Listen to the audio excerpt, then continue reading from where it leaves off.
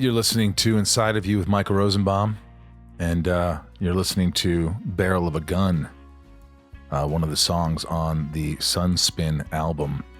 That's available everywhere. iTunes, Spotify, Amazon. You can go to sunspin.com and pick up cool, sweet merch. Barrel of a Gun. It's one of my favorites on the album. Hi, guys. How are you? Ryan? That was a gun noise. I was. It scared me. I was frightened. We did something fun the other night. We did. We went to, I rented a theater out. You could do that so it's safe, and everybody wore masks, and there was 20 of it. Well, it was probably like 15 of us, and we saw Back to the Future at a private theater. I hadn't been to a theater. I didn't realize how much I loved the theater, or the theater. The theater? Until I was there. With an E at the end. It was really fun, and Back to the Future was so good, and I hadn't seen it in a while. I think the last time I saw Back to the Future was also in a theater for like the 25th anniversary, which would have been 10 years ago. Wow. And you loved it just as much? Yeah. It's one that you have to see in a theater. You have to see it in a theater. It was really a good time. I will say that. So, you know, there are some the light at the end of the tunnel. It's we had a good time. It was nice to be with friends. Mm-hmm. I told everybody to get there 15 minutes early, and I was late because, I was at the wrong theater. So there you have it. Thanks for coming to the Stage It, guys. It means the world to me. Every last Saturday of the month, I do a Stage It with Rob, our band Sunspin, and we play music, and we have prizes and Zooms and all that stuff. And it was just a really good time, great turnout. And I just want to say thank you, everybody, for the support and love. And hope you had fun. I hope you had a good time. If you, the most important thing here is subscribing to the podcast. If you're here for Kiefer Sutherland and Jason Patrick, well, thank you for being here. I appreciate it. But if you want to help this little podcast that could, tell them where they can go, Ryan. You could go to hell. You can go fuck yourself. Go to fuck Osville. No. And no, you can go to Apple Podcasts, Spotify. You can go follow on the Twitter Inside of You Pod. And Instagram, Facebook, Inside of You Podcast. That's correct. And they can subscribe on YouTube. Go to YouTube. YouTube.com/Inside of You with Michael Rosenbaum, the whole thing. If you want to watch it. So that would be great. So yeah, head over to YouTube, subscribe, or listen to Apple on your way to work. The podcasts aren't that long. They're about an hour. So, you know, your way to work, maybe your way back, but you're not going to listen to a 3-hour podcast, which takes you 3 days to listen to. This is easy and fun, and you're going to learn a lot, I hope. But I really appreciate you guys listening. Big shout out to all my patrons. Also, if you want any Inside of You merch, Lex Luthor stuff, Smallville lunchboxes, Inside of You hats, new trucker hats are here. Black trucker hats that are just awesome. Tumblers, bunch of stuff. Go to the Inside of You online store. And how about discount code? Let's do Ryan's discount. What do you think I was going to say, you pervert? Ryan's discount 15 for 15% off everything in the Inside of You online store. Get that because it's only going to be for a couple of days. Ryan's. Is there an apostrophe? No. No apostrophe. Mm-hmm. Ryan's discount 15. Mm-hmm. Can you remember that? Ryan's discount 15. You know, it's been a couple of weeks now since my pup passed, Irv. Mm-hmm. And people are like, how you doing? And they're always asking me. It's just a beautiful thing how folks have been just sending me all these messages. And it's, you know, some days are tough when I really start to think about it. When I'm not busy, it's always about distracting yourself. But also you have to feel it. You have to feel the love and feel how much you loved him. And, you know, I definitely get those moments. And I have his collar that I put a little shrine for Irv in the living room. And so it's been cool. People have been awesome. So I thank you guys immensely for that. Cool stuff going on, man. You know, me and Welling, I'm not going to say anything, but we're working on a project together. Hopefully that will happen. Cool. But I'm sure a lot of folks would like to see us together again doing something. Mm-hmm. Yeah, man. Just been writing and trying to pitch shows and come up with ideas and do things and doing the podcast and trying to get people to join Patreon and listen to the podcast. What have you been doing, bud? Editing the fucking podcast. Well, you know, this week's I thought this was really great to get Kiefer Sutherland and Jason Patrick over here. And they both have, you know, they come from Hollywood royalty. I mean, Jason's dad was the priest, the head priest in Jason Miller in Exorcist. He just brilliant. And won a Pulitzer for that championship season. Oh, yeah.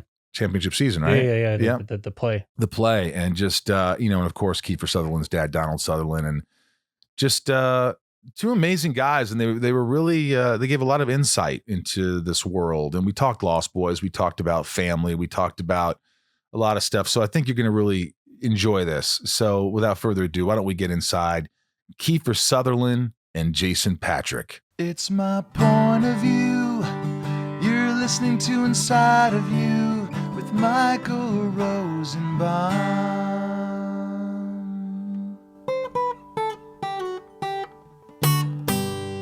Inside of You with Michael Rosenbaum was not recorded in front of a live studio audience. You guys met obviously in Lost Boys, right? We did, yeah. Did you meet how did you meet? Do you remember the day you met?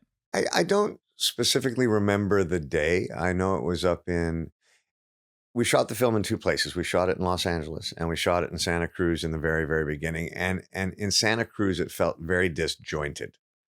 There were two units. It didn't feel as cohesive an experience, for me at least, when we got back to Los Angeles. So I know kind of when I met Jason, it was like, hi, this is Jason. He's playing da-da-da-da-da. And it's like, hello, and here's your mark.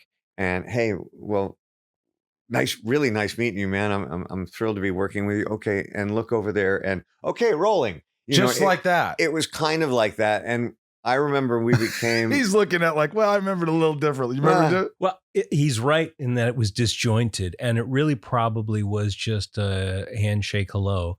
But I do remember that I actually had my birthday up there because my birthday's on June 17th, and I turned 20.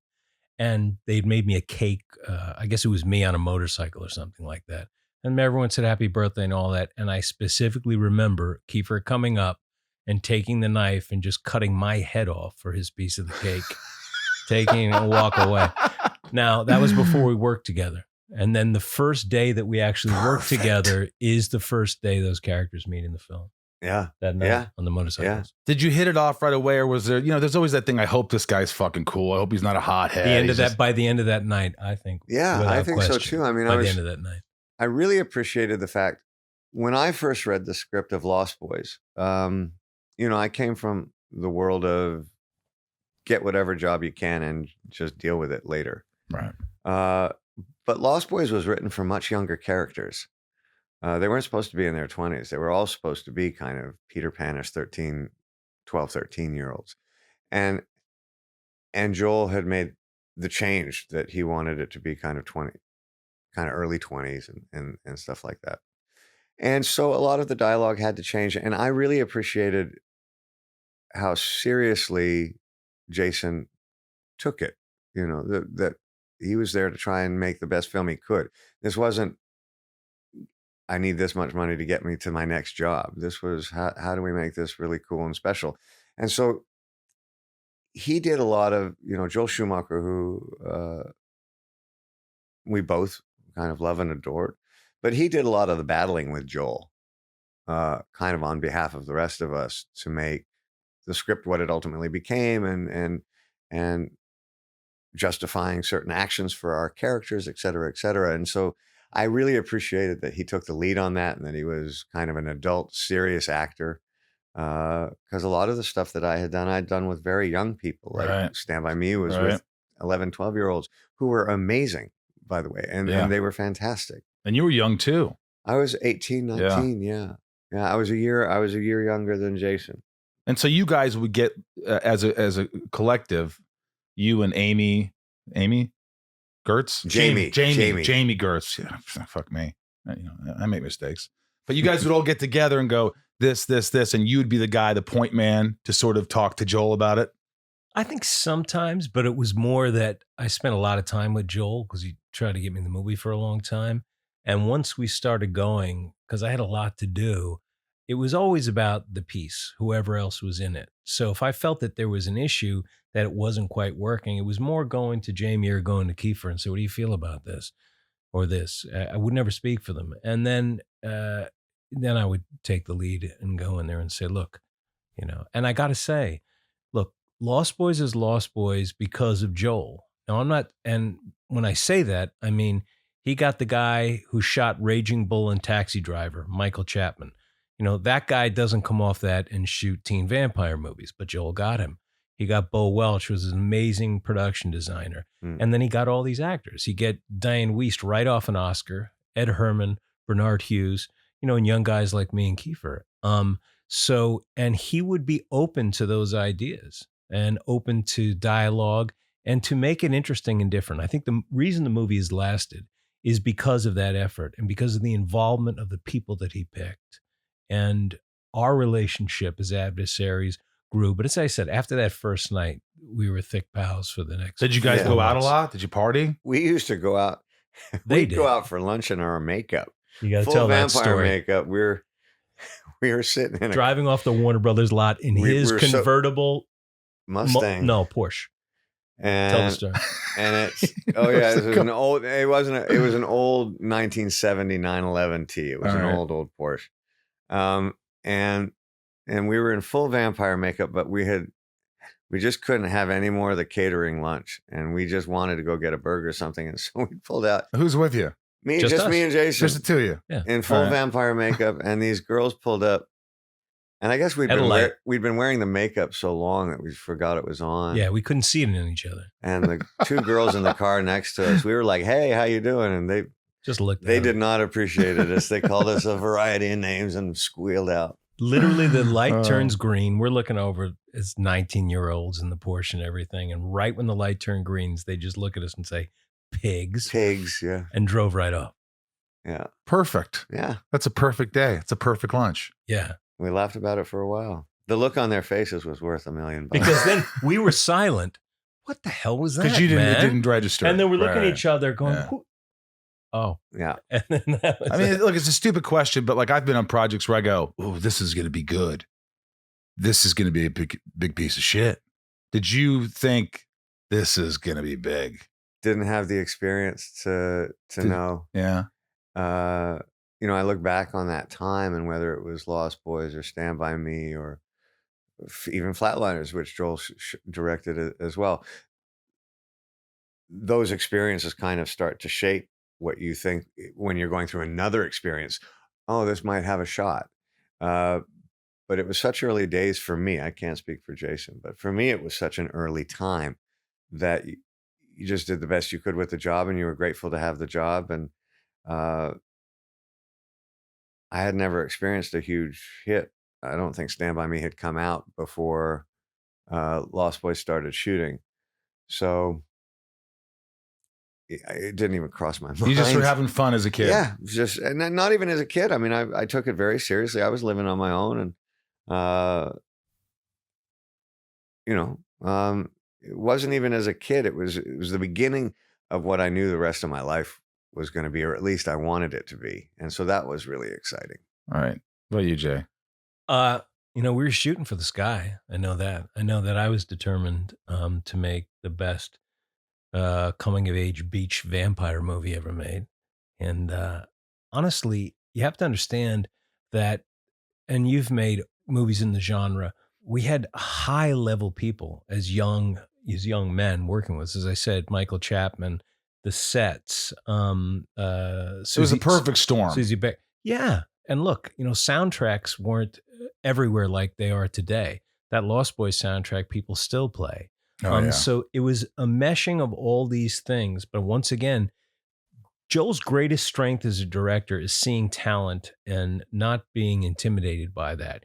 He welcomes it all in because he's going to create this collage, and you have a big say in that collage. And as young, men, that was only the second thing I'd ever done. That's a lot of say to have. That's a lot of say in a big movie, in a big studio movie. I think that's important, right? I mean, when somebody's helming the ship, if you see any cracks or he's nervous about or he can't, it bleeds through, right? Mm-hmm. Have you felt that before? Like, this guy doesn't know what the fuck he's doing? Oh gosh, yeah. Yeah. It's got to be the worst feeling as a director, but worse as an actor, because you're like, we're gonna fall, we're gonna fucking sink. Well, there's ways around it, and the trick is to try and be as helpful as you can when you realize that someone's inexperience is going to be problematic, because there's some people that are inexperienced and find a new way, and that's really exciting and cool. But there's some people that don't. They get lost. And if you can help them out, it's easier than complaining about it. But Joel was an incredibly confident guy. And again, had a sense of, I think he had a sense of the future or what was coming down the line or how to be a part of it than most people. And whether you like those films or not, when you can't argue with the fact that 3 of his films are arguably, benchmarks for 80s filmmaking. Yeah. Have you guys ever been intimidated by another actor or a director where you could actually feel that intimidation? I'm intimidated by Jason daily. Still is. I'm glad he said it. That's why I get his autograph. I mean, you've worked with some of the biggest names. I mean, both of you. I mean, you've been around it. You're Hollywood royalty. I mean, you got to think there's somewhere along the line where you're like, was it A Few Good Men with Nicholson? That was great. That was the only time I've ever gone to work. And actually half our cast went into work on their day off because the only 2 people working that day were Jack Nicholson and Tom Cruise.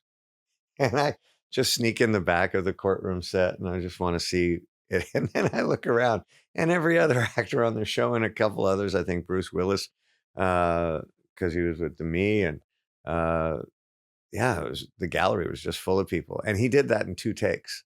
The big one? Yeah. You can't handle the truth was 2 takes? He did the whole scene in 2 takes. And he had such a great way of learning it. He would read it and record it on a tape. And then he would just play the tape in his car forever until he had to go do the scene. And the dialogue, he just memorized it. It was a part of him. And so when he went to go do that scene, I mean, he just blew the room away. And It was the first time I'd ever seen it. And Rob Reiner just said, well, there's nothing else we can do with that. Thank you very much. And he wrapped everybody early.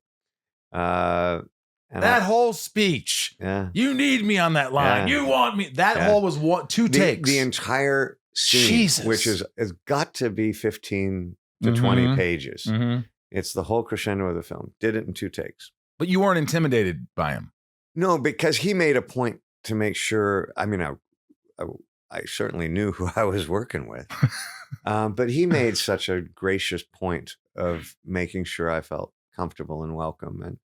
And J.T. Walsh was on that film, who has since passed.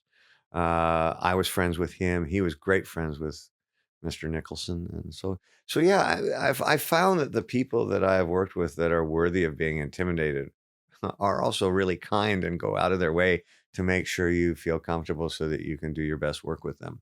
Wow. Jason, what about you? I mean, you worked with Gene Hackman, didn't you? I worked with Hackman. I worked with Duvall.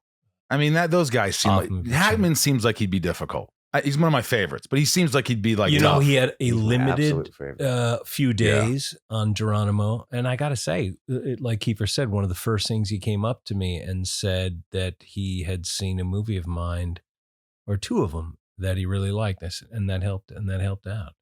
But I don't, that did help, but I was excited to work with people. Like, it's like you want to play with tennis with people that are good.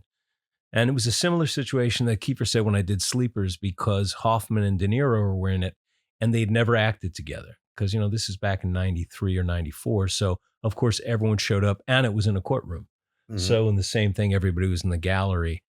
And it was funny because Levinson was the director, Barry Levinson. And for the first few takes, it was almost like no one was acting. He sort of had to stop and then call them over and say, it's okay, let's act. They were everyone was underplaying everybody. But I don't know. I mean, no, I liked it. Look, if the person in front of you, the more real they are, the more inventive they are, that gives you better choices. It's better to play off that. It's better to reflect off that. I've always felt that. What if you have an actor that you look up to that's just brilliant? That is just like, you're going, this is fucking terrible. This person's just fucking shit in the bed in front of me and no one's saying a word. That's exactly what I felt when I did that guest star on Smallville. You're a because Lex Luthor had always been my hero. Yeah. So, I mean, that's had to happen where you're one of your icons and the guy's like, and no one's giving direction, like, this is not going to be good. In all fairness, I'm not trying to be politically correct. I have not had that experience. I think for me over the course of my career, sometimes maybe I've misjudged the quality of the material. I think we all have. I think, and that's no one's fault but mine, right? But the actors that I've worked with, not only have I been really lucky and fortunate to work with some incredible actors that everybody knows and that are huge icons, and they were not disappointing. They were phenomenal at what they did. I've worked with day players that'll blow your hair back. I mean, that are really great. That's as exciting as anything. It is exciting because you're also never going to see those day players again. Yeah. And you get in there with a day player and, every day you go to work, I'm going to dance, and to have a good dancing partner. Wow. And that's it's by the way, that's the hardest, to be a day player and come on and not be like, this is a family. And all of a sudden you're stepping in and being great. Yeah. And so experiences like 24 and Designated Survivor really allowed me to have that kind of moment with other actors a lot. And I valued those moments as much as anything, period. And it was just like, man, this guy or this woman is just kicking the shit out of what is maybe not a very great scene. It's just kind of, get us to point A to point B. And they nailed it and they killed it. And those are the moments that I remember that I really, really do love what I do. Do you go out of your way sometimes to say, hey, I just want to say that was great? If I see someone who does something that I think is great, I will I will do everything I can to make sure they know.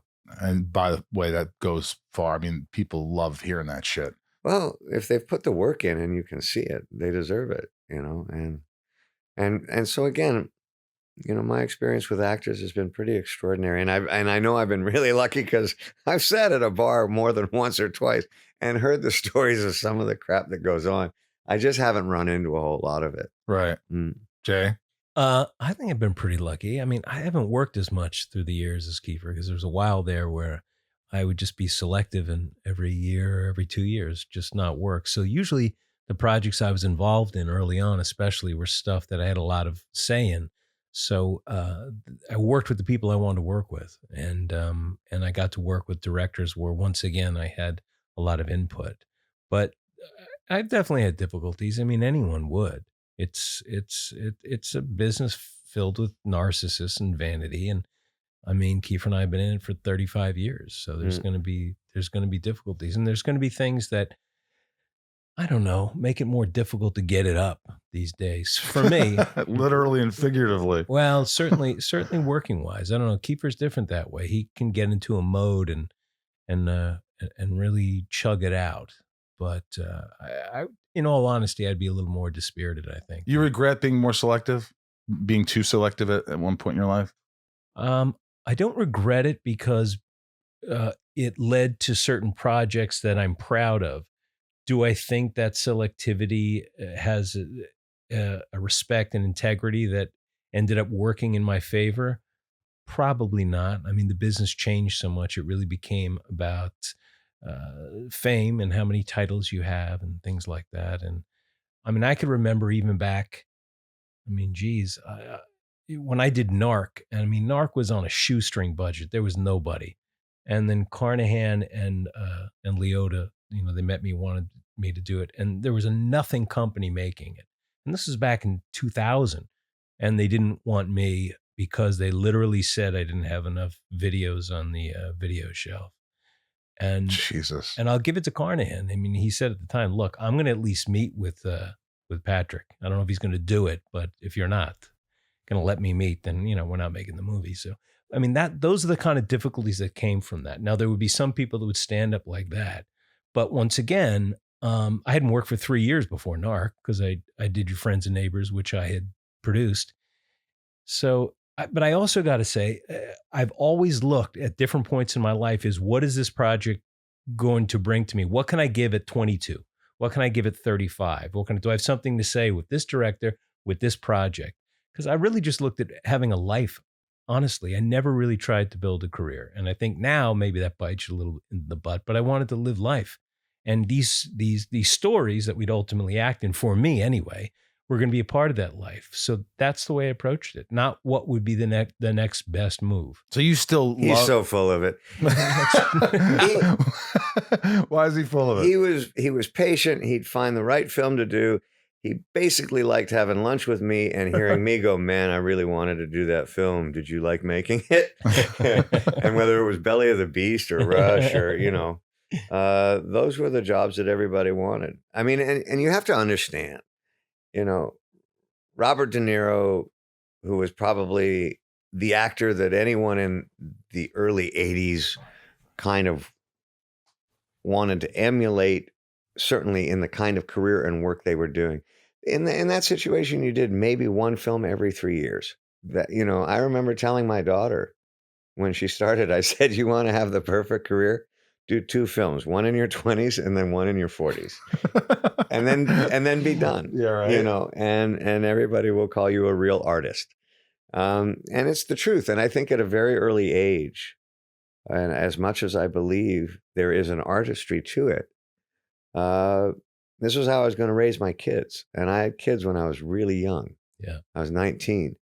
And so I took a left turn and Jason went straight, and I think, I've always taken my hat off to Jason because there was a credibility factor that he had that I don't think anybody, or the Gary Oldmans at that time did and the Sean Penns, but it was, that was a tricky wire to walk. So I always took my hat off to that, and I thought it was really courageous. Inside of You is brought to you by BetterHelp. BetterHelp online therapy. You guys hear this every episode, and you know how important it is. And if you're questioning it or you're thinking about it, I'm urging you to seek therapy, get therapy, because it's helped me and it's helped millions of people around the world. That is just a true statement. I don't have to try and sell that one. What is therapy? I think therapy is anything you guys want it to be. But for me, it's talking to someone who I can trust. That's not a friend. That's not a family member. That can be objective. That I could feel like I could tell them all my thoughts and get a professional opinion and how to work things out. And I think that's what BetterHelp is all about. Whether you have stress issues, anxiety issues, temper, dealing with insecurities, there's so many different things that we all face. And BetterHelp is there. It's time you stop being ashamed of normal human struggles and start feeling better because you deserve to be happy. BetterHelp is a customized online therapy that offers video, phone, even live chat sessions with your therapist. So you don't have to see anyone on camera if you don't want to. Now, I like to see someone because that's how I roll. But you don't have to. If you're shy or if you're like, I'm thinking about therapy, then, maybe you just talk to them without the camera on. But you could also text them and do other things. It's much more affordable than in-person therapy. I could tell you that by experience. I mean, if you want to spend hundreds and hundreds of dollars each session, then you can go do that if you want. But BetterHelp is far cheaper than any of these. And you can get a therapist in under 48 hours. Join the millions of people who are seeing what therapy is really about. It may or may not be for you, but it's worth looking into because you're your greatest asset. This podcast is sponsored by BetterHelp, and inside of you listeners get 10% off their first month at betterhelp.com/inside. That's BetterHelp, betterhelp.com/inside. I never really understand why, you hear about, what happened to that person or what happened? You mean they're a great actor and they're available and they, it's, I've had these conversations with you where it's like, you were so selective and then you went off and I don't know, pretty much got your son back for many years. Right. And there's that whole story, but it's not like you go anywhere. It's not like your talent escapes you, but it's got to be frustrating sometimes when you're like not being considered for certain things. It's like, what the fuck happened? What time happened? Time happens. Father time undefeated. Well, it's not so much that you're not being considered. People just think you're impossible to get. So it's a double-edged sword, and it's but I think you have to look at the root of why the decision was made, and I will always have huge respect for, the films that Jason's made and the choices that he's made, and I'm not joking. Every year we'd have a meal. man, I really wanted that film. Congratulations. What was it like to make that? You know, I was just watching for Your Friends and Neighbors, and that scene in the shower where it's like a 5-minute push in on Jason's character. And I'm just like, it's one of the most powerful, like, even if you don't want to watch it or listen to it, or you're tweeting and doing, you are so drawn to it that I am just completely focused on that. It was one of the most amazing monologues like I've ever seen. It really, truly was. Like, I'm sure you're aware of that. No, thank you. And let me guess, Kiefer, was 2 takes. I wasn't there for that one. I know.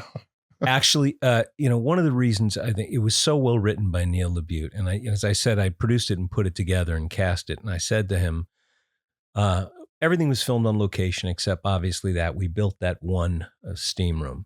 And I said, you got to build. I never wanted to tell him how to direct. But I said, this has to be one take.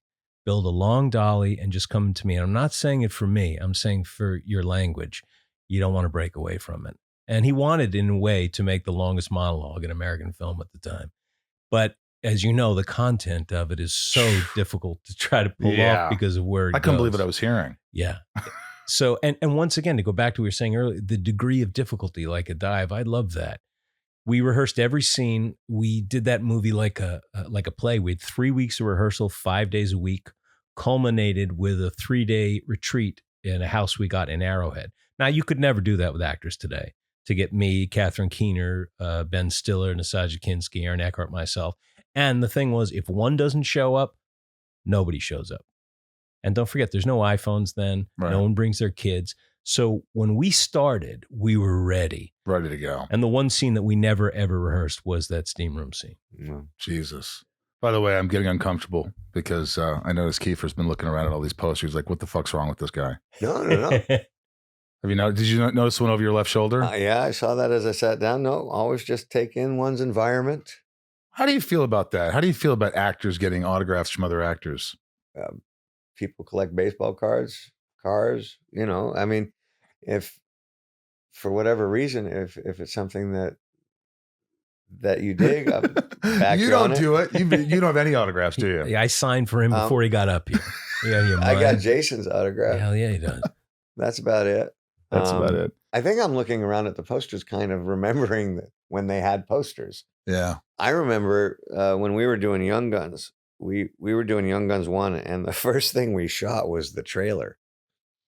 Is that true? Yeah. We shot the trailer shot for shot. The very first day, the trailer was us coming over the hill and all of us raising our weapons and firing into the camera. And then it went Young Guns, February 1987 or whatever it was. And we shot the trailer, and then we went straight from that and we all shot the poster. And I remember looking at Lou Diamond Phillips and went, I hope no one fucking dies. And he went, why? And I said, well, because they won't be able to. They put out the trailer saying, we're doing stuff on horseback. We're doing this, that, and the other. There's no digital erasing. A lot of accidents can happen here. And if someone were not able to complete that film, the whole ad campaign is just shot to hell. So we started in a time when the poster and the trailer were as important as anything. Absolutely. And in the case of Young Guns, in someone's executive's opinion, more important than the film, which I thought was hysterical. Well, because there were newspapers. There's no newspapers. Yeah. Now, newspapers, when you got that big full-time ad, I remember with Lost Boys. Now, look, that's a classic poster, and that's all Joel. Yeah. Warner Brothers didn't know what to do with this movie. And the movie did good. It became huge on video, but that's all Joel. He put that whole thing together, and that wasn't a shot. He took pieces from things, photo shoots, pieces from the film, and put he did that the together. poster. Oh, yeah. That's all Joel. That's all Joe. Everything they had sucked. Warner Brothers had no idea what they were doing. That's all him. But Kiefer's right. There's a romance to the old posters, as you know, because you have them here. And it's the same thing with the trailer. And we talked about this before. I mean, I think that we both find that we're lucky that we're been around around long enough that we experienced when it was a big deal when a movie opened. Yeah. Because there weren't 100 of them and there was no streaming. And you knew from the trailer that this movie was coming out in a few months, or whatever your favorite movie was. And premieres were real. So we had that last sort of wave of that Hollywood history, and also being part of films like Lost Boys that didn't have digital effects, and it makes a big difference. Yeah.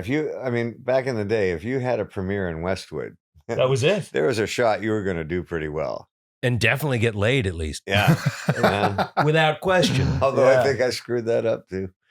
Well, let's say almost definitely for some of us. Look, you both come from Hollywood royalty, and I've seen so many like documentaries, and I've seen the true Hollywood story, whatever. You've done all these interviews and stuff. But like growing up, like I grew up with a guy who was a manager at a pharmaceutical plant who worked his ass off, and I didn't see him all that often until he came home, and we had dysfunction in my family for sure, like everybody else. But I couldn't imagine, your father, late father, Jason Miller, was a Pulitzer Prize winner. He was the priest. Everybody knows the priest in The Exorcist, which was like unbelievable performance in that. He was a great actor. And of course, your father's Donald Sutherland. So it's like, there's no fucking way that it's easy, because your fathers are probably both out. They're all doing their things. They're having careers. And like being a kid, it's got to affect you as a kid. There's no doubt, not having them around all the time.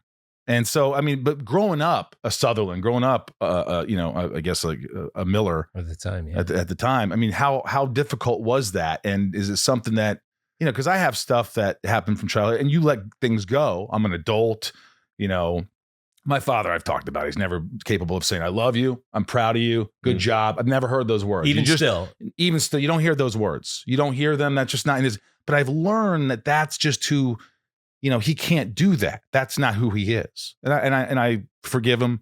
I love him. But as a kid, not hearing you're really good or you're smart, I love you. Those are fucking difficult things not to hear. So I'm just wondering, did you guys hear that stuff? Was that the constant, or is it something you always were chasing, or was it hard growing up? I had a great childhood. I mean, I honestly have a pretty awesome life, actually. I didn't grow up with my dad. I grew up with my mom. Right. Great theater actor. Every night after school, have to go to the theater, do our homework, wait till the play performance was over, and then we'd all go home. So I was around the theater a great deal. That's where I started. That's where we ended. And as a kid, what you get is what you know. So I didn't have any trauma or drama and yeah, my dad was working and I think probably one of the most prolific, important careers in English language, and I'm his son and I'm hugely proud of him. Did we spend a lot of time together? No. Do I understand it? Absolutely. Yeah.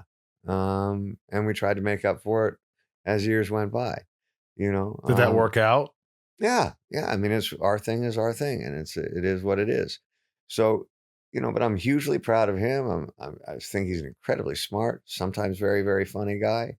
And he's a brilliant, brilliant actor, and was really important, I think, to cinema. And so it's what it is. It also allowed me at a very early age to go, I'm going to do what I want, because everybody else did. So I found that to be really helpful. Yeah, I always felt like there was a little competition with my dad and I. Like there was always like, when I was an actor and he's working his ass off and making go to school and study and run a plant. And I was like, oh, you're making all this money being an actor? That's not fucking work. I mean, obviously he was an actor, so you were both doing the same thing. But did you ever feel like there was a competition? No, never. No. It was interesting for me. Timing worked out. My father had moved to France and decided to take a few years off. He has 3 younger sons with a different mother or wife. Right. And so he took, a sabbatical for really almost a decade. And that was right when we started doing Lost Boys and my films. So, and I've asked him, he didn't do it on purpose, but he left a window open for me that I thought was, pretty cool. And so, yeah, So I never felt that. I just. I'm sure you've had your moments. No, I mean, I honestly, I'm thrilled when he's happy with the stuff that he's done. And I'm thrilled when things are going really well for him. And equally, I'm grateful for the opportunities I've had. And he commends you. Is he one of those, he'll call you after something? I love that. Yeah. And you do the same. Yeah. Yeah, absolutely. Wow. Yeah. How did it affect, or did it affect, how you raised your kids, you growing up with an absent father? Did it have a change? Well, it's not so much, no, because I mean, I worked and I made a point of kind of being in the same town as my daughter. I think the biggest change for me was I got divorced from my daughter's mother when my daughter was quite young. And I think I made a point of handling the divorce in a certain way that I didn't think either of my parents did that very well. So I made a point of really trying to do that well. And Camellia and I are still really close friends to this day. We still have Thanksgiving and Christmases together. So I think we've done that about as well as you can. It's not something I'm recommending for anybody out there. Try and avoid divorce. Right. And, I love Camellia and always will. I mean, this is why we got married. And we were lucky enough to be able to kind of take care of each other financially and in other ways, which is generally what makes people kind of go crazy. It makes it easier on the kid though when you're friends. It certainly does. And the one person in the group that didn't get to make any of these choices is the poor child. So Sarah, right? Yeah. And she's extraordinary, and Michelle. And so that was probably, in looking back as a parent, looking back on my life, if there was one kind of moment that I tried to do differently, it would be divorce. You got to tell them your wedding story. And then I want to hear you about You have to tell them about your dad. No. Well, what about the wedding story? No, it's I was very young. We were all young. And Jason was worried that I wasn't making a very good choice, and he had offered up his companionship and basically said, if you start running right now, I'll run with you. And he said this at the wedding? Yeah. Well, we were in the backyard. And I said, no, I'm good, man. I'm good. Thank you, though. There was a big wall in the back, and there was lots of people. And there's a lot of drunk people and a lot of people on other substances. And we were just talking, and I just in a wistful way looked at that wall and said to Kiefer, I said, you see that wall? We run to that wall. We climb that wall. We just keep running. And we just shared a little laugh about that. I laughed. Well, what about you though with your dad? I know. I mean, it was different. It was different than Kiefer's because my dad had a brilliant burst, and then that was it. As Kiefer said, his dad had a much more sustained career and was famous. My dad, I never felt fame in my family. I mean, we were very poor, lived poor for a while. And my mother's father was a wealthy man, but gave nothing. Jackie Gleason. Right. Your mother's father was Jackie Gleason. Right. But you guys were poor. Absolutely. So Jackie was Jackie Gleason at the time. Tipping doormen $100 bills, but, meanwhile, hot dogs for Thanksgiving for his daughter and her husband. Yeah. And kids. Absolutely. Is there a reason behind that? I don't know what the reason was, to be honest to God. I met Gleason twice in my life. So, I think there was probably an actor idea that he didn't approve of, which is strange because he came from great poverty. But my dad wrote that championship season and then became a very big success, had never been in a movie, and got hired in The Exorcist, which is a story for another day. It's a great story how he got that. So, he went from cashing $3 checks at the bank to in a year and a half winning a Pulitzer Prize and being nominated for an Oscar in the biggest movie of all time. And he's a kid, ultimately, aside from his talent, from Scranton, Pennsylvania, coal mine. And he couldn't handle it. So that was, as great as it was, lifting us out of poverty and all this wondrous stuff, that was the end of Dad, because he was gone after that. Well, what about, I'm thinking about Jackie now. Now that there's all this success, did Jackie come back into the picture? Absolutely. He did. Oh, yeah. And absolutely, because they wanted to make movie versions of that championship season. So Gleason then wanted to play the coach. And I think that's at the point that my dad said, go fuck yourself, which he had every right to do. Look, there's a lot of crazy, Shakespearean fear and vengeance and anger in our business. And I can't explain why, as a father, I can't explain why you wouldn't help your child. I don't know, but that was the case. Look, from my dad's standpoint, it made him, delivering welfare checks and driving cabs and being a waiter, it made him say, I have to be a success. And I think I told Kiefer this when we were doing the play, that he came home one day. We lived in Flushing, Queens, and I was pushing my brother on a broken down playground in this building we lived in. He said he came up the subway stairs. He looked at us, and I was pushing my brother, and he said he started to cry. He said, I'm getting them out of here. And he went up in the elevator, and he started writing that championship season that day. Wow. And so, you go with what you go with. And what was your relationship with him? Was it pretty, pretty it was solid? No, definitely fraught because he was gone. Had, major, we've talked about, your dad, I don't know, but mine had major alcohol issues and drugs. And the truth is, when he had this amazing sort of comet ball of fame and couldn't take it, we lived back east then. He moved to California, bought a Porsche, sort of lived his James Dean fantasies out, and sort of sadly pissed away this amazing career that he had. Because at the time, championship season was the longest running Broadway show since Streetcar Named Desire. And he gives one of the penultimate performances in The Exorcist, a 70s performance. Movie doesn't work without him. So he can write his own parts in his own ticket. And he just got caught up in the typical Hollywood sort of downturn, the spiral. So from that, as a young man, you look up to your father and you also need him to be there. But in some Oedipal sort of way, when I decided to do what I wanted to do, I just cut that line, man, and wanted to become my own person. And so I never talked about him or my grandfather or any of those things in the early days, ever. How was the relationship towards the end before he passed? Did you kind of salvage things a little bit? There was times where we were estranged for a while, but towards the end, yes. Because you just have to look at for them, as you said, this is who they are. You're not going to change them. It's crazier for us to think that we're going to change our parents. This is all he could do. In 1938, you're born, and then you if you want to have sex, you marry someone. Right. And then you have kids. You're not ready to do anything. And then you all of a sudden follow your passions or your mistakes or your demons. And so you have to see, who they are. Look, doing the play all those years later not only reignited my relationship with Kiefer, which, who I love like a brother, but it also, in the court battle later on, because I did that play and I did it in New York, that's why I got Gus back.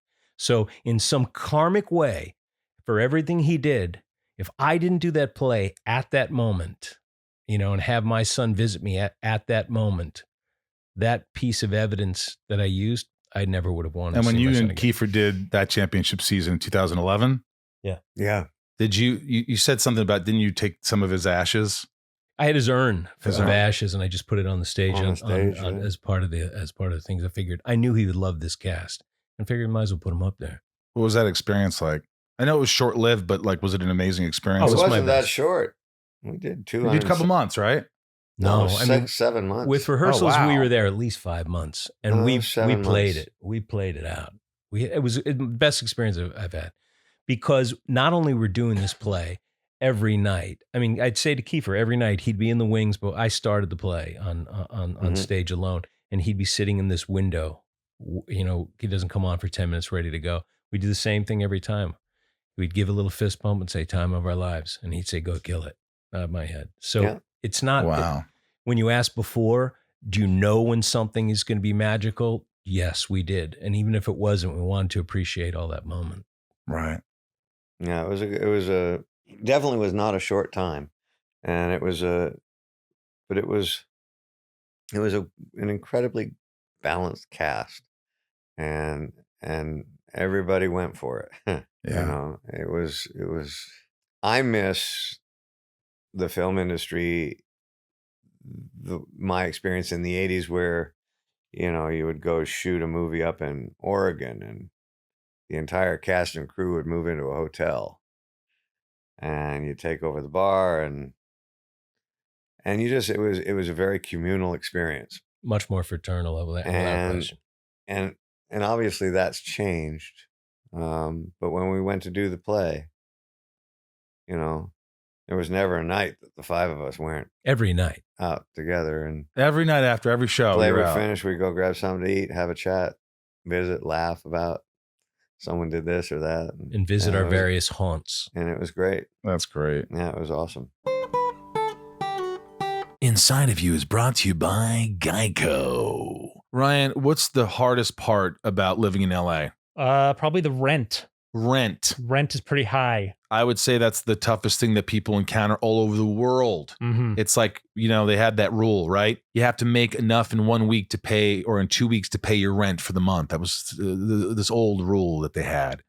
So in other words, it's not only is it hard to pay, but it's like, things get expensive, but you don't have time to pay your renter's insurance or your homeowner's insurance and your auto policy, and all these things get piled up and you're like, it gets overwhelming. Yeah.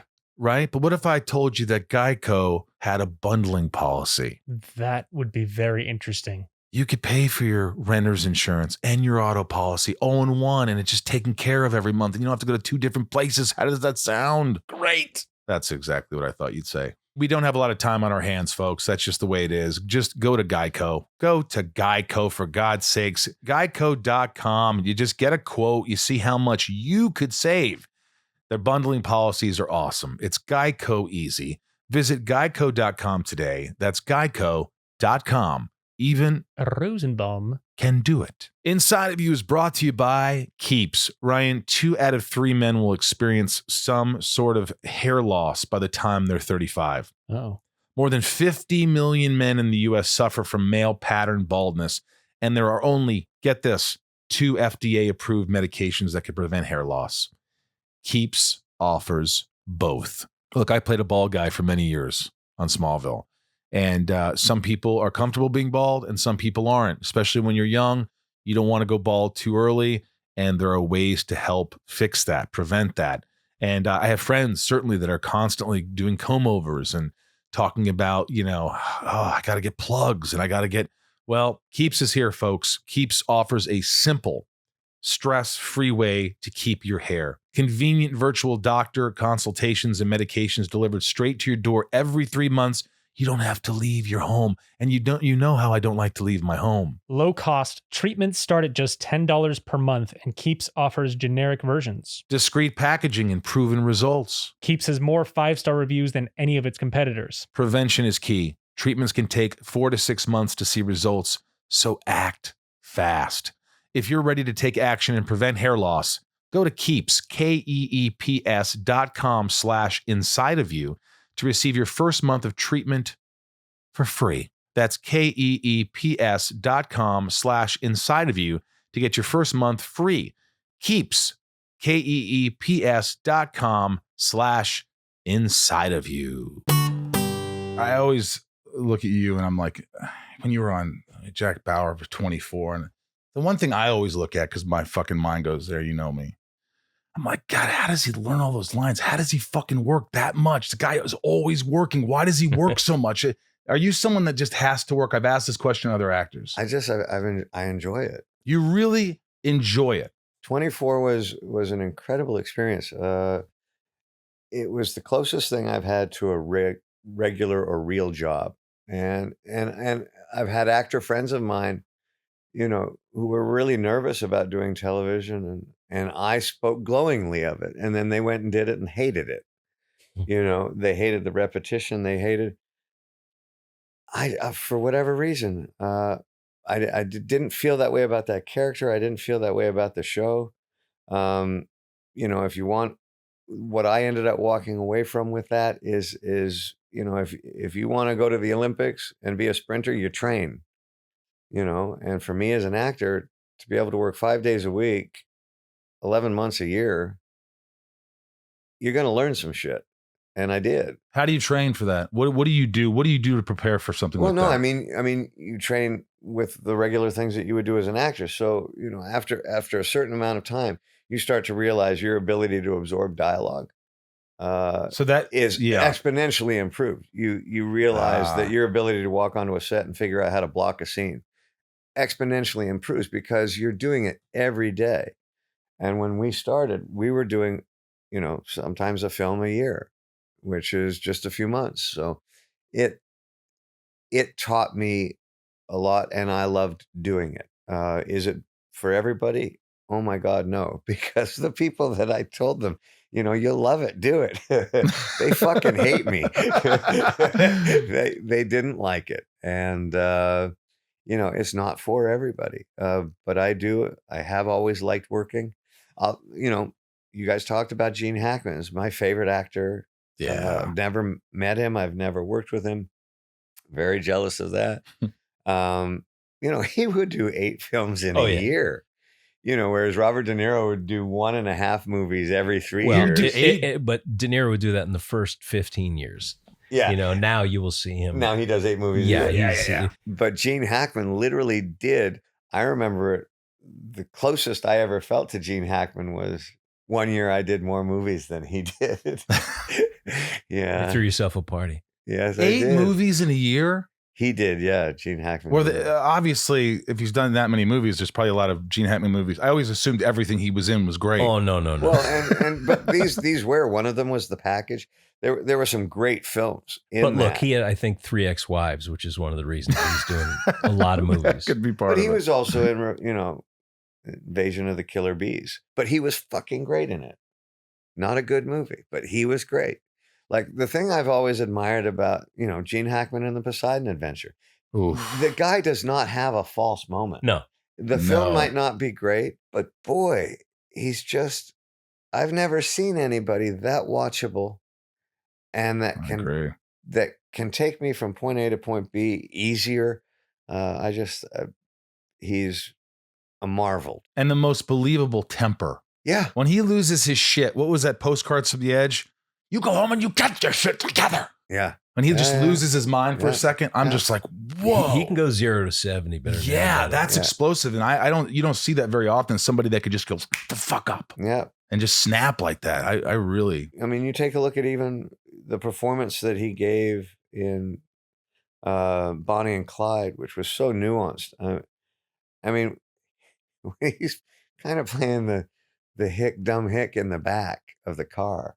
And kind of bemused by words and what he doesn't understand. It's just the delicacy that, because he's a brutish kind of guy, the delicacy with which he can do some of that work is really. I also like guys, as Kiefer said, he was a Marine, and guys like that come from something so totally different. I mean, we both understood somewhat what theater was, what acting was. Doesn't mean we'd have to find our own ways, but it wasn't a foreign concept. I just love the idea how some big galoot who's a Marine and then somehow stumbles into the business and brings that. But it was also one of the qualities of those great 70s films that a guy like Gene Hackman, who looks like Gene Hackman, a guy like Elliot Gould, a guy like Donald Sutherland, a guy like Al Pacino, could be major worldwide movie stars. And very hard to believe that could happen today. Well, yeah. I mean, the 2 biggest stars in the world at that time were Robert Redford and Paul Newman. So when you think of someone like my dad, I always thought he was the bravest man in the world, because at that time to go, I'm going to go become an actor and kill it. Really? You don't look like Robert Redford and Paul Newman. And neither did Gene Hackman, Elliot Gould, Robert Duvall, or Pacino, or Hoffman. Yeah, so it's because it just acting was all that mattered. If you had the chops, yes, that's what mattered then, and that's also that mystery which Kiefer was alluding to, of doing a film every year or so and disappearing, and then coming back into that character. That definitely influenced me in those early choices of mine, without question. Well, and it was a big difference. I mean, certainly I can reference my father's work. If you wanted to go see Donald Sutherland in a movie, you had to go to the movie theater. There was no option to watch it at home. And so there was a big separation between film and television. HBO, the movie channels back in the 80s, that started to blur the line. And then the internet just, demolished But it was even more than that. It wasn't just if you wanted to see a Donald Sutherland movie. If you wanted to see Donald Sutherland's face, you had to go to a movie theater. Right. Yeah. Same thing with the De Niro. What does he look like? Who knows? Let's go see. Yeah. And I always thought that why it was so powerful is when you did show up, you got to learn about them through that. Yeah. Not this mindless crap that everybody has to do. I got to see it. And I've seen De Niro on Letterman with Hoffman and those people. It's completely boring to me. It's not interesting. And they're uncomfortable. But to see them expose themselves in a movie. To just point out that Jason said that, not me. That's fine. I knew that was coming. Your stuff was extraordinary. Kiefer loved you on Letterman. I did. Yeah. No, it's not interesting to me, and it's not just him. Other actors. It's much more interesting to me, and I'm much more involved watching them and what they do, as opposed to satisfying. And these days, satisfying all this mindless platform junk. To me, it waters down the power of everybody's gift. And you can make the musical reference of, David Bowie was the perfect example of what you're describing. Is David Bowie didn't even stay in the same kind of genre, musically, aesthetically. So you never really knew who he was. And the mystery of who he was as exciting as the product that he was making. Right. What was that album cover going to be? And that's true. That has changed. The mystery is gone, is what you're saying, Jason? Well, it absolutely is. I mean, Bowie's a good example, but there are actors who are similar, is that the trends that were created was coming from whatever their artistic expression was, where they were in their life. Now it's the opposite. Whatever the zeitgeist is, you're supposed to fold into so you can get as many eyes as you can. And it's gone the opposite way. Now, and that's difficult. And look, I have a big problem with, social media. First of all, it's a misnomer. It's antisocial. There's nothing social about it. You're not socializing. But the problem is that people are appropriating other people's lives by what is popular and living in someone else's virtual now. And I think it's very hard for kids. That's why you have all these studies now that talk about the suicide and depression rate of people doing all that. And, we're actors, and that's the way things get seen now. So you have to sort of, I guess, find a way to meld into it. I haven't been good with it. But, also, if you're a guy like Kiefer or certain actors, they don't even need to do social media. It's not going to affect their career. Their careers, you know what I mean? I mean, you're lucky in that regard. But for like someone like me, it doesn't affect Jason's either. I mean, well, Jason doesn't do any social, do you? No. Yeah. So it clearly has. More than anybody's. Yeah. I mean, it's a tough one. It's like, I hate it. I hate always feeling compelled to do it, but you got to get your face out there. You're showing what you do, and you're not melding. By the way, Kiefer's Instagram or whatever his show is mainly about his music, which is amazing. So it's not, hey, here's my donut and here's my puffy pout. This is what I'm about. And I think that you do a really sort of classy, very sort of underhand way compared to everyone else now, man? Well, but you have something to talk about with that, and it's the music. Well, and the main benefit for me with social media, look, I've been incredibly fortunate, and other people have backed me up on that. And so, to be able to have a moment where you get to thank an audience that's true, collectively enjoyed something that you did, man, I'll take that any day of the week.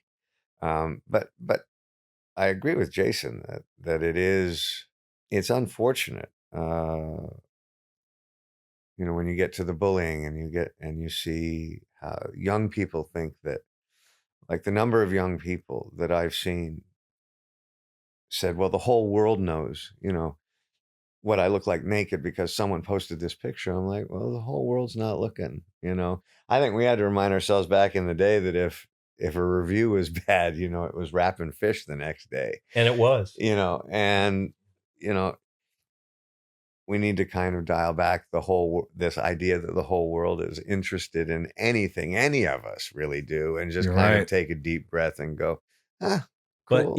But it is true that if you make a mistake in youth, or even have an opinion that at the time is not where the wave of opinion is going, that is there forever. Mm-hmm. And we don't have to get into the cancel culture, but that is another thing and I think that's the problem of appropriating other people's behavior and living things.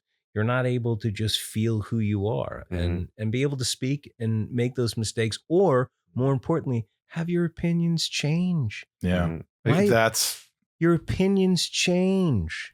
Yeah. We grow. We evolve. That's I think you idea. said some things maybe in the 90s. Maybe you didn't mean it. We say shit all the time. So you definitely have to watch your mouth. People get fired immediately for certain things. And it's, you know what's good though, is that you were just talking about, like, for someone like Kiefer who doesn't really use social media except to talk about, like, you know, let people know about the band. Right. You love your music. It's probably your first passion. It sounds like it. I mean, no, I love them both. I love storytelling. And so whichever kind of medium you want to use to do that, storytelling, you know, we did that championship season. We told Jason's dad's story. Yeah. Write a song about a moment or a thought. I love to do that. And then to go do a film or do a show like 24, it's all storytelling to me. And it's just different ways you can present that. What I love is the fact that there's a lot of actors. I have a band called Sunspin, you know, and I love them. I love the album that just came out. We really busted our ass. But you, of course, people look at you and go, oh, actor, trying to be a musician. Oh, Kiefer Sutherland's good. But then you're like, wait a minute, these guys are fucking on tour in 200 fucking cities across the country. Mm-hmm. He's got all these albums. And I started listening to it and I was like, wow, not putting my band down, but I was really impressed. Thank you. You know, and one song that really touched me was not from this album, because Reckless in Me is the new album, right? It is. Did another record in the pandemic, but won't come out for another few months. Yeah. Sweet. But I love that song from Down in a Hole, the album Down in a Hole, called My Best Friend. Yeah. Yeah. Because I just, you know, I felt it, man. I think we've all been there where you kind of wake up one day and go, wow, I'm the one hurting myself, you know? Find a way to make me my best friend was just like that lyric. You know, thank you very much. Great line. Yeah, because I always think, like, you know, people so many times on this podcast are like, dude, be better to yourself. You're not dumb. You're not, you know, they're all, and sometimes it's my perception of myself. And then I listen to that song and it just was exactly like, it's like, love yourself, dude. Fucking just love your fucking self. And I don't know a human being on the planet that hasn't needed to be told that once, you know, or reminded. You know, look, it's been an interesting time. The thing that made kind of caught my ear when you said, you know, actor trying to be a musician. I'm not trying to be anything. I can play. I can write. Exactly. So I'm not trying to be anything. You either like it or you don't like it, but I'm not trying to be anything.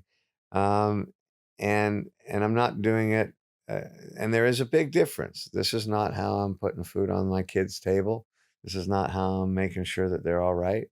I get to do it how I want it, the way I want it. And again, the first tour we ever played, I was happy anybody showed up. Literally, if 10 people showed up, I was thrilled. Yeah. The fact that more people did, I was grateful for that. Do I understand why 50,000 didn't show up? Oh my God, yes. You know, I mean, it's no big deal. You know, so it's again, I think, especially at this stage in my life, when you start to realize you got more years behind you than you do in front, do it because you want to do it. You know, if you're lucky enough to be in that place, then do it. Can I play one hair of the song? Sure. Is that you playing? Mm-hmm.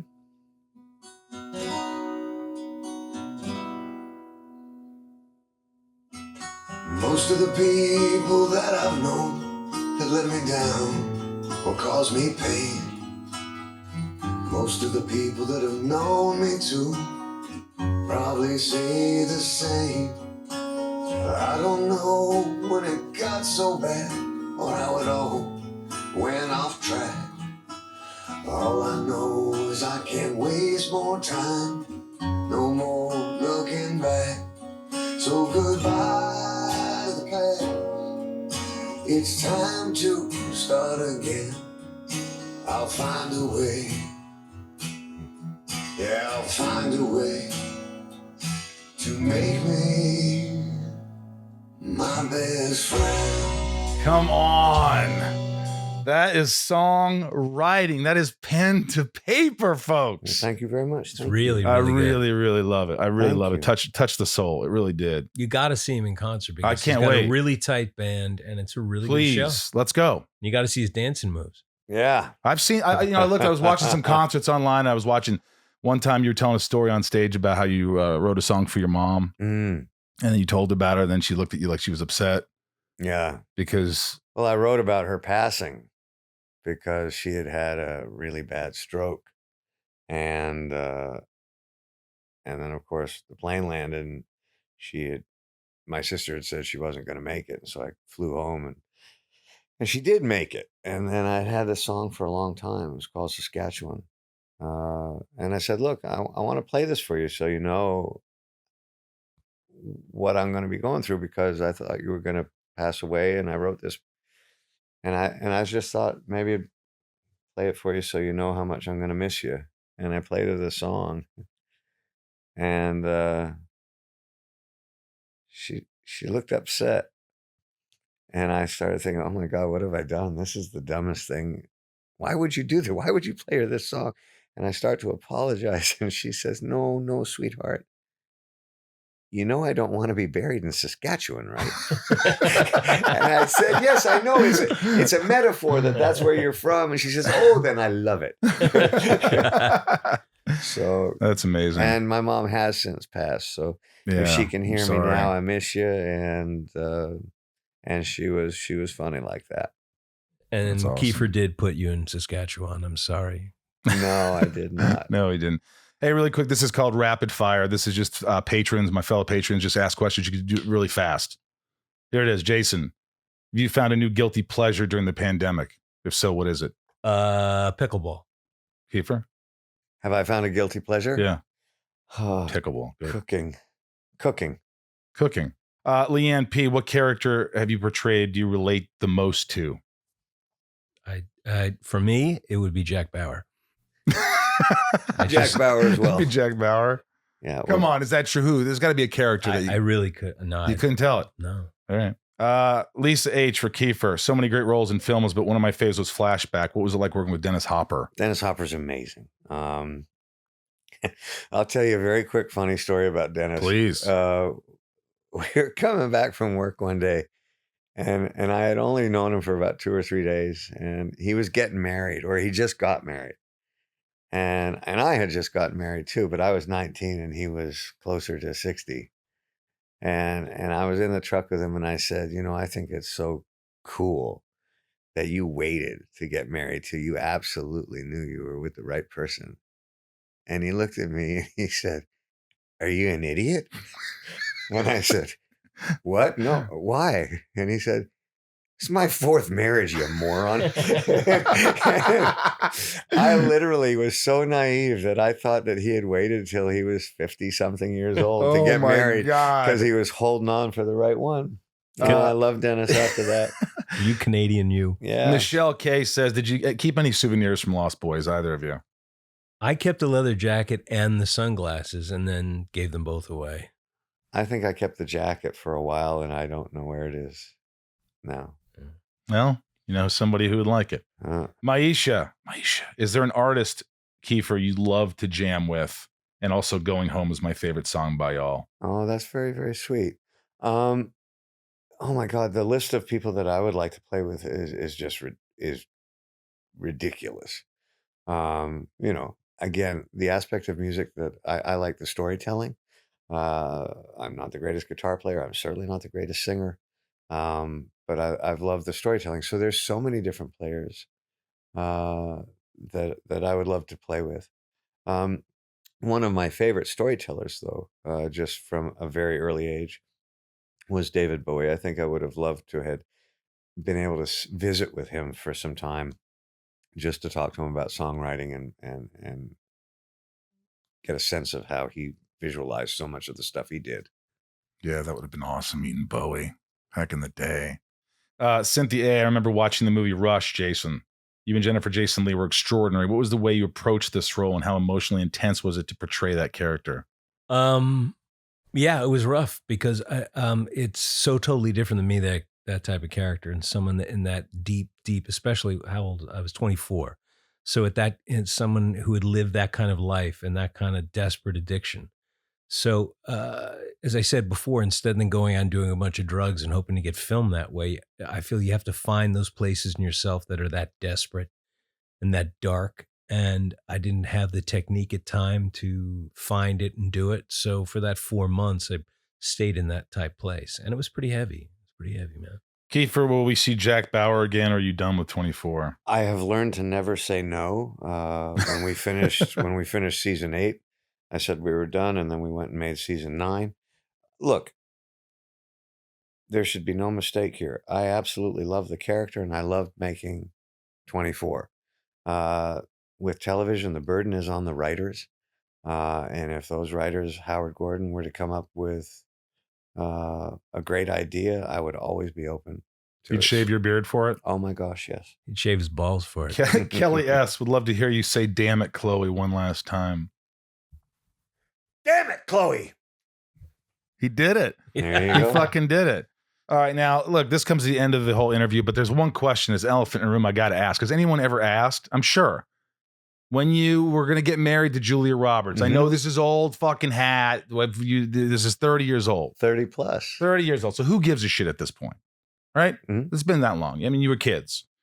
Then, supposedly, you had a thing with Julia Roberts.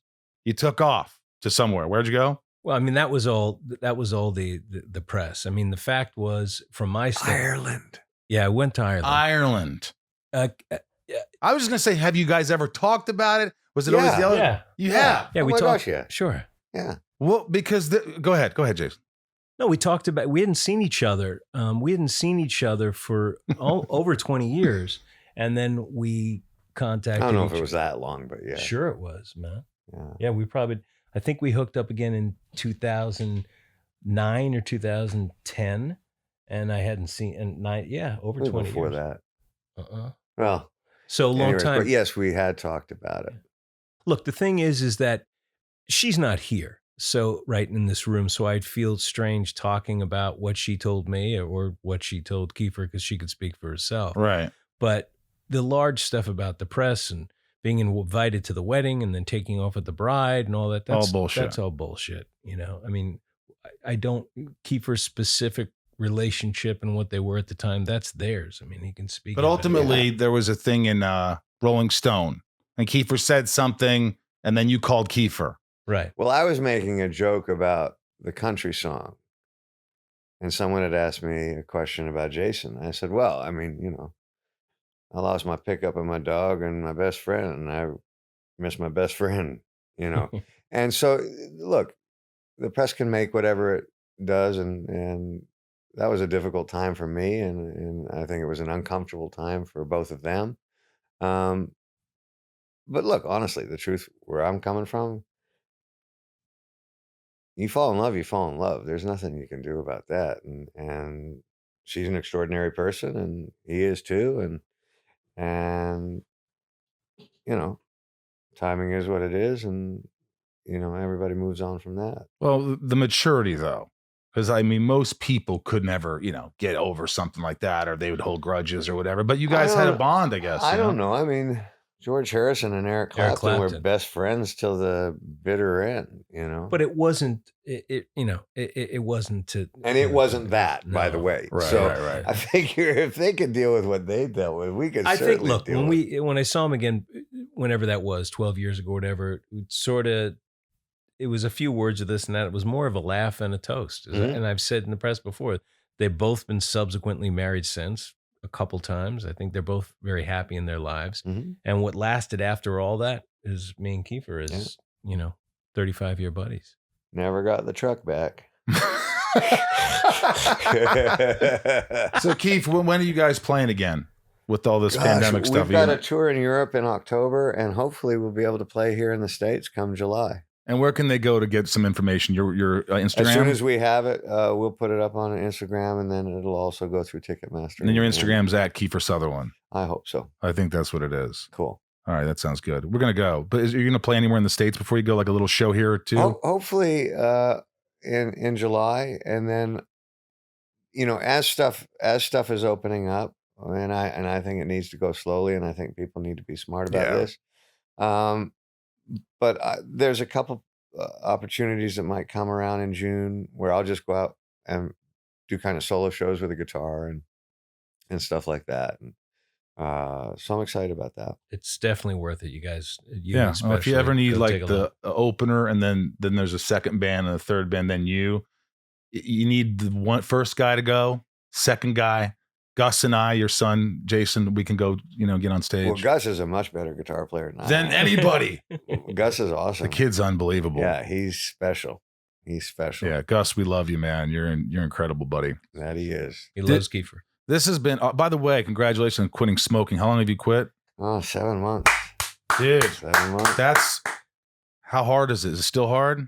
I miss it. I'm glad I'm not smoking. How much were you smoking? I was a pack a day. Oh, stop. A pack a day before noon.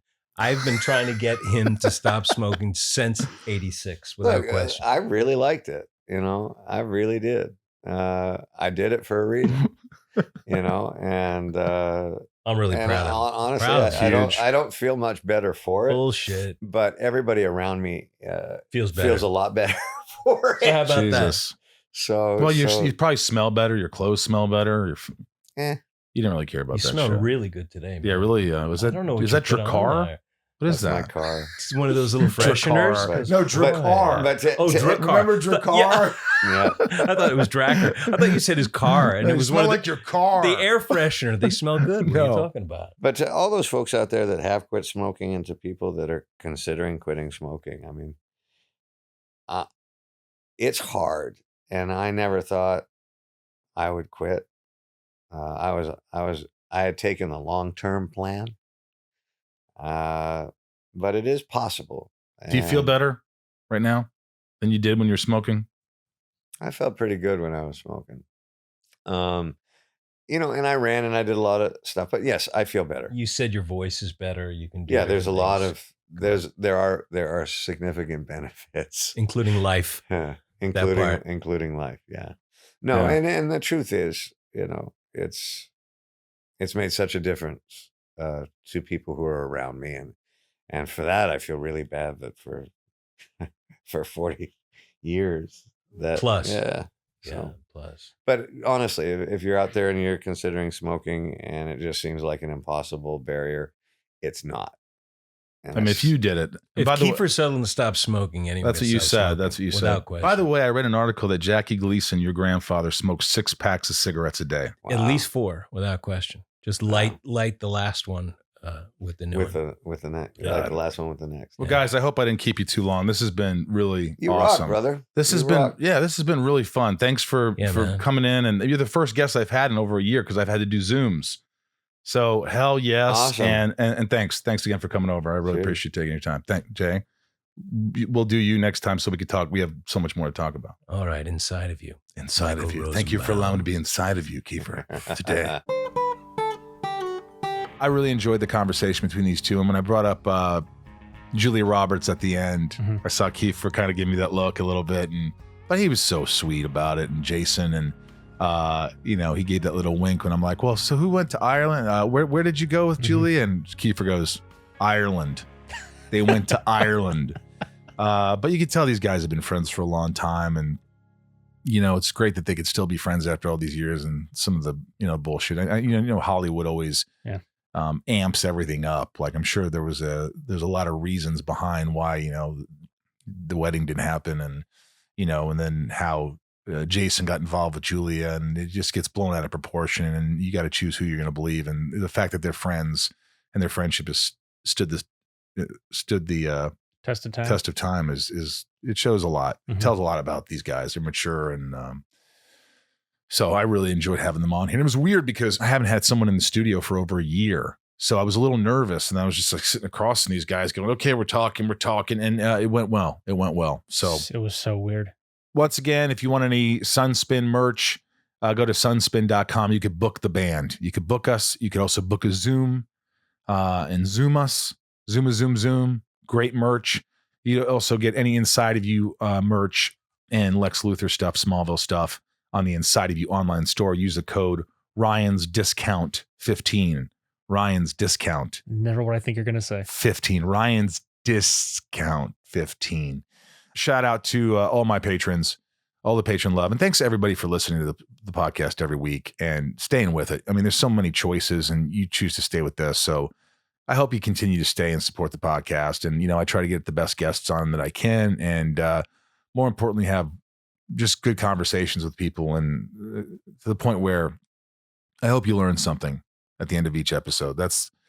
I learn a lot from listening to people, and with my ADD, it's good to put these cans on and just be able to focus for an hour, and hopefully you're enjoying it too. I learned that I'm taller than Jack Bauer. That was exciting. Oh yeah, you are taller, but you're a tall guy. All right, here's a shout out to all the lovely patrons who make this show possible, and thank you to Bryce, and thank you for Ryan. Mm-hmm. Right, I thank you for Ryan. Here we go. Nancy D, Mary B, Leah S, Trisha F, Sarah V, Little Lisa, Kiko, Jill E, Brian H, Lauren G, Nico P, Robin S, Jerry W, Robert B, Jason W, Apothean, Kristen K, Amelia O, Allison L, Jess J, Lucas M, Raj C, Joshua D, Emily S, CJ P, Samantha M, Jennifer N, Jackie P, Stacy L, Carly H, Carly S, Jen S, Jamal F, Janelle B, Carrie B, Tabitha 272, not to be confused with Tabitha 273, Ashley Ryan, Kimberly E, Mike E, Marissa Nanirello, Eldon Supremo, Ramira, Beth B, Santiago M, Sarah F, Chad W, Leanne P, Ray A, Maya P, Maisha, Maddie Kendrick F, Ashley E, Shannon D, Matt W, Belinda N, Kevin V, James R, Chris H, Osborne H. Osborne, I'm trying to send you something. Give us your right address. It got sent back to me. I need your right address, Osborne. Is it just the fjords? I don't know what the hell happened, but I sent him a box and it just got sent back. Where was I? God's sakes. Damn it. Dave H, Samantha S, Spider-Man, Chase, Sheila, G, Ray, H, Tabitha, T, Misha, N, H, whatever, Tom, N, Suzanne, B. Yes, you're guessing and you're right. Katie F, Liliana A, Michelle K, Hannah, hi Michelle, hi Hannah B, Michael S, Talia M, Luke H, Andrew T, Betsy D, and the less is the last list. Claire M, Liz J, Laura L, Chad L, Rochelle E, or Rachel E, whichever you want. It's Rochelle. Nathan E, Brandel, Taylor K, Neil A, Marion E, Meg K, Janelle P, Trav L, Dan N, Jennifer J, Wayne M, Diane R, Ojeda, Lorraine G, Olga C, Corey M, Carrie H, Veronica K, Big Stevie W, Kendall T, Lindsay M, Carol D, Katie G, Sandy B, Angel M, Eric P, Rhiannon C, Stephen M, Corey K, Super Sam, and Sherry S. Thank you guys all for being here, for being a patron, for supporting the podcast in so many extra ways. I love you. And I got to be doing probably in the next month, I have to be doing a little Zoom with all you guys. I could zoom in the boom, boom. Thank you from Ryan here and myself, Michael, in the Hollywood Hills. Hollywood, California. Wave at the camera, Ryan. We love you. Thank you for allowing me to be inside each and every one of you. And you mean a lot to me. So be good to yourself, and I'll see you next week. All right.